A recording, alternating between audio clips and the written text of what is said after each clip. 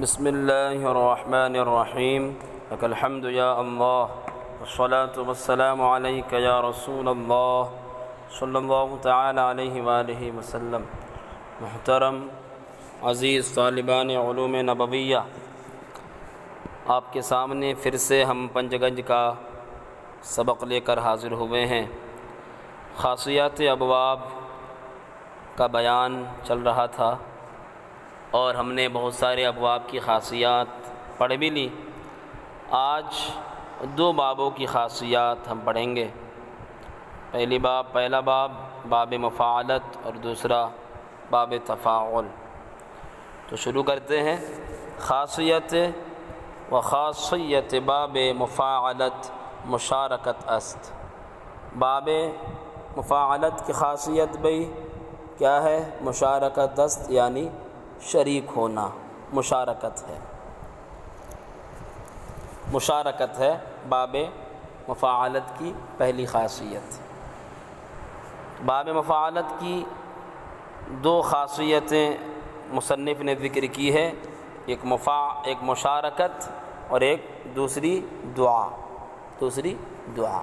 تو مشارکت کسے کہتے ہیں پہلے یہ جان لیتے ہیں۔ تو فرماتے ہیں کہ مشارکت جو ہے یہ فاعل اور مفعول کا معنی فاعلیت اور معنی مفعولیت میں باہم شریک ہونا، اس طور پر شریک ہونا کہ فعل ہر ایک سے صادر ہو کر دوسرے پر واقع ہو، یعنی معنی کے اعتبار سے ہر ایک فاعل بھی ہو اور مفعول بھی ہو، البتہ لفظ کے اعتبار سے ایک فاعل ہوگا دوسرا مفعول ہوگا۔ دیکھیں بھئی، اس کا مطلب ہے کہ فاعل اور مفعول معنی فاعلیت اور معنی مفعولیت میں ایک دوسرے کے ساتھ شریک ہو، کہ ہر ایک پر جو ہے فعل واقع بھی ہو رہا ہے اور ہر ایک سے فعل صادر بھی ہو رہا ہے۔ تو معنی کے اعتبار سے تو ہر ایک فاعل بھی ہوگا اور ہر ایک مفعول بھی ہوگا، لیکن جب ترکیب کریں گے تو ایک کو فاعل بنائیں گے اور دوسرے کو مفعول بنائیں گے لفظ کے اعتبار سے۔ مثال دی ہے مصنف نے حاربہ، اب اس میں آپ ملا لیں، جیسے کہ حارب زید، حارب زید عمرا، حارب زید عمرا، زید نے عمر سے لڑائی کی، زید نے عمر سے لڑائی کی۔ تو لڑائی ایک طرف سے تو نہیں ہوتی ہے، کچھ وہ مارتا ہے کچھ وہ مارتا ہے، تو مارنا بھی دونوں پر واقع ہو رہا ہے، لڑائی اور اسی طرح جو ہے مارنا بھی دونوں پر واقع ہو رہا ہے، اور اسی طرح جو صدور فعل ہے وہ فعل بھی جو ہے وہ دونوں سے صادر ہو رہا ہے،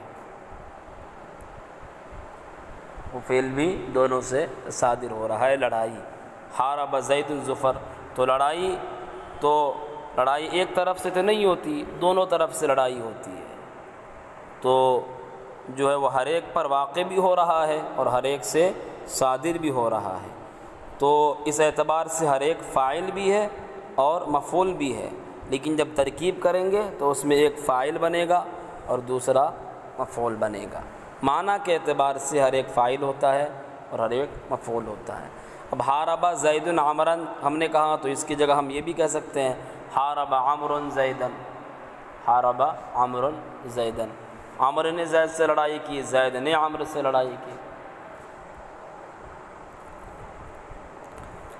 تو یہ ایک خاصیت ہم بیان کرتے ہیں کہ کبھی کبھی مفاعلت سے آنے والے کچھ افعال ایسے بھی ہوتے ہیں جن میں مشارکت کا جو معنی ہے وہ نہیں پایا جاتا، اس کی کچھ مثالیں بھی مصنف نے بیان کی ہیں، آپ دیکھیں۔ مشارکت، باب مفاعلت کی خاصیت مشارکت ہے۔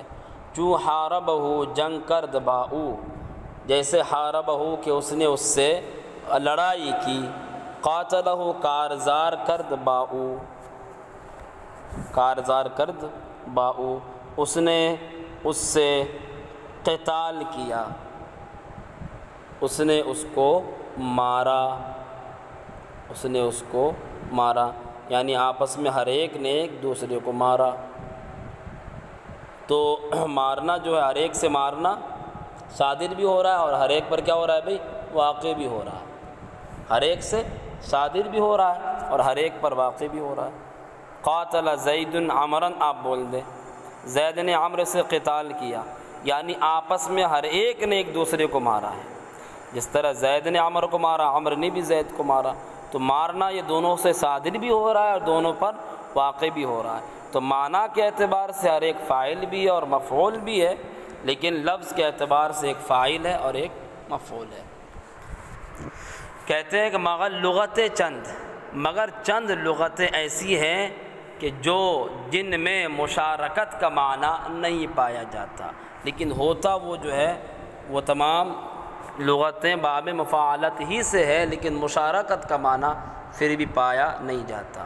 جیسے عاقبۃ اللص، عاقبہ یعاقب، معاقبت سزا دینے کے معنی میں، اللص چور، میں نے چور کو سزا دی، تو سزا بھی ایک ہی طرف سے ہوگی، دونوں طرف سے تو نہیں ہو سکتی۔ وطارقۃ النعل، اور میں نے ایک چپل دوسرے کے اوپر رکھا، طارق یطارق نیچے اوپر رکھنے کے معنی میں آتا ہے۔ میں نے النعل جوتا، میں نے ایک جوتا کو دوسرے کے اوپر رکھا، تو یہاں پر بھی مشارکت کا معنی نہیں ہے، لیکن پھر بھی یہ باب مفاعلت سے ہے۔ دوسری خاصیت بیان فرماتے ہیں دعا۔ دعا یعنی دعا کی غرض سے باب مفاعلت کا کوئی فعل استعمال کرنا، یہ دعا ہے۔ خاصیت ہے ایک باب مفاعلت کی دعا، کہ باب مفاعلت کا کوئی فعل دعا کی غرض سے استعمال کرنا۔ جیسے ہم کہہ دیتے ہیں بارک اللہ، تو بارک یبارک کو مبارکت، یہ کہا باب مفاعلت سے اللہ تعالیٰ برکت دے۔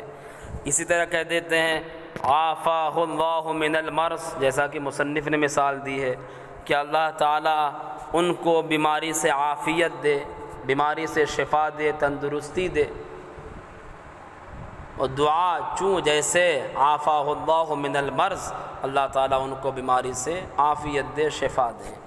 تو بھئی یہ دعا بھی جو ہے باب مفاعلت کی ایک دوسری خاصیت ہے۔ تو یہ باب مفاعلت کی دو خاصیت ہو گئی۔ اب چلتے ہیں باب تفاعل کے خاصیت کی طرف۔ تو عزیز طلباء، باب مفاعلت کی بھی جو ہے مصنف نے دو خاصیتیں بیان کی ہیں، دو خاصیتیں، وہ باب تفاعل کی بھی مصنف نے دو خاصیتیں بیان کی ہیں، باب تفاعل کی بھی دو خاصیتیں بیان کی ہیں۔ پہلی خاصیت مشارکت، جس طرح مفاعلت کی خاصیت جو ہے مشارکت ہے، اسی طرح تفاعل کی خاصیت بھی مشارکت ہے۔ مشارکت تو یہاں پر کس طرح تعریف ہوگی؟ تو کہتے ہیں کہ دو یا دو سے زیادہ چیزوں میں سے ہر ایک کا صدور فعل اور وقوع فعل میں دوسرے کے ساتھ اس طرح شریک ہونا کہ لفظاً دونوں فاعل ہو اور معناً ہر ایک فاعل بھی ہو اور مفعول بھی ہو، یعنی دو یا زیادہ چیزوں میں سے ہر ایک کا جو ہے وہ فعل کے صادر ہونے میں، اسی طرح فعل کے واقع ہونے میں دوسرے کے ساتھ اس طرح شریک ہونا کہ لفظاً دونوں فاعل ہے، لفظاً دونوں فاعل ہے، لیکن معناً ہر ایک فاعل بھی ہے اور ہر ایک مفعول بھی ہے۔ جیسے مثال دی ہے تضاربنا، معنی ہے ہم دونوں نے آپس میں ایک دوسرے کو مارا۔ تو دیکھو بھئی، ہم دونوں نے آپس میں ایک دوسرے کو مارا، ہر ایک سے فعل کا صدور بھی ہو رہا ہے اور ہر ایک پر فعل کا وقوع بھی ہو رہا ہے، تو دونوں صدور فعل اور وقوع فعل میں ایک ساتھ شریک ہے، ایک ساتھ شریک ہے، لیکن لفظاً جو ہے دونوں فاعل ہیں، لیکن اگر معنی کے اعتبار سے دیکھا جائے تو معنی کے اعتبار سے ہر ایک فاعل بھی ہے اور ہر ایک مفعول بھی ہے، اور ہر ایک مفعول بھی ہے۔ اب اس طرح سے آپ کو جو ہے مفاعلت اور اس میں کوئی فرق نہیں لگ رہا ہوگا، لیکن آگے چل کے مصنف نے فرق بتایا ہے، تو ابھی آپ گھبرائے نہیں۔ تو جو ہے ہر ایک پر فعل کا صدور بھی ہے ہر ایک سے، اور ہر ایک پر واقع بھی ہو رہا ہے، تو معنی کے اعتبار سے ہر ایک فاعل بھی اور ہر ایک مفعول بھی ہے، لیکن لفظاً جو ہے دونوں فاعل ہے لفظ کے اعتبار سے۔ تضاربنا، ہم دونوں نے آپس میں ایک دوسرے کو مارا۔ اسی طرح تقابلنا، ہم دونوں ایک دوسرے کے آمنے سامنے ہوئے۔ دیکھیں آپ بھائی، مشارکت چوں جیسے تضاربنا بزدیم بایک دیگر، کہ ہم نے آپس میں ایک دوسرے کو مارا۔